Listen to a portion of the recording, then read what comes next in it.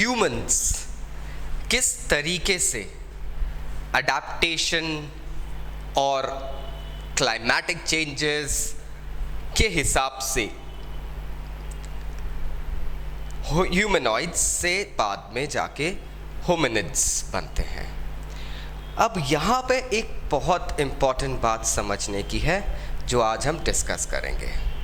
Hello friends, Kevin Lopez from personal tutor, standard 11 chapter 1 that is from the beginning of time में हम सबसे पहले देखते हैं the story of human evolution. अब ह्यूमन एवोल्यूशन क्या था एग्जैक्टली किस तरीके से ह्यूमन एवोल्यूशन हो रहा था, क्या चेंजेस आ रहे थे, ये समझना बहुत इम्पॉर्टेंट है।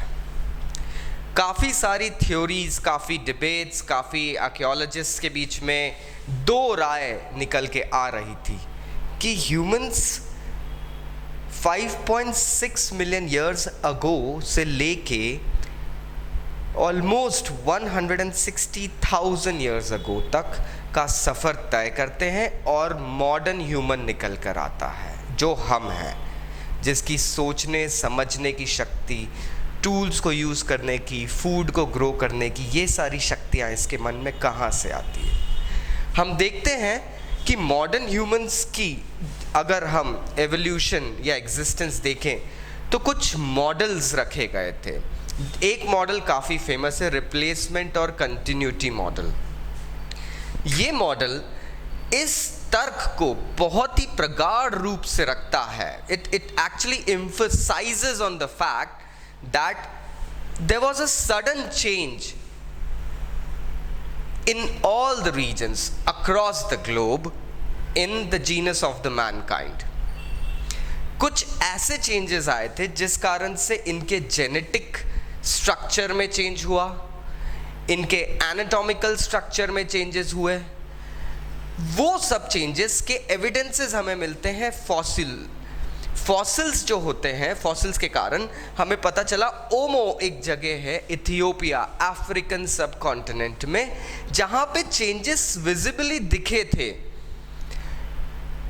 अर्ली ह्यूमंस जो थे उनसे काफ़ी हद तक चेंजेस मॉडर्न ह्यूमंस में आए थे। अब ये इनके पोस्चर, इनके जीन्स, एनाटॉमी, ये सारी चीज़ें इनकी बदली थी। इसके रीजंस भी कहे जाते हैं कि ये क्यों हो रहा था।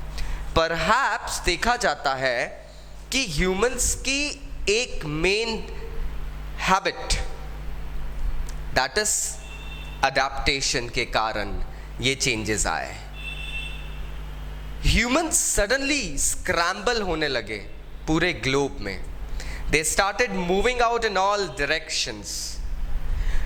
जैसे जैसे जहाँ जहाँ जिस जगह का क्लाइमेट, जिस जगह के एक्सप्रेशंस, वहाँ के नेचुरल हैबिटेट को ये फेस कर रहे थे, ये लोग उसके हिसाब से अडेप्ट होते जा रहे थे। हम देखते हैं अफ्रीकन सब कॉन्टिनेंट में डार्क स्किन्ड ह्यूमंस ज़्यादा मिले। वहाँ पे सन डायरेक्ट पड़ता है, स्किन में अपने आप प्रतिरोधक क्षमता, जिसे मेलानिन कहते हैं, का डेवलपमेंट होने लगा। They are dark, melanin creates darkness. आज भी हम देख सकते हैं यूरोपियन सब कॉन्टिनेंट और American countries, north American countries के लोग सन टैन क्यों करते हैं?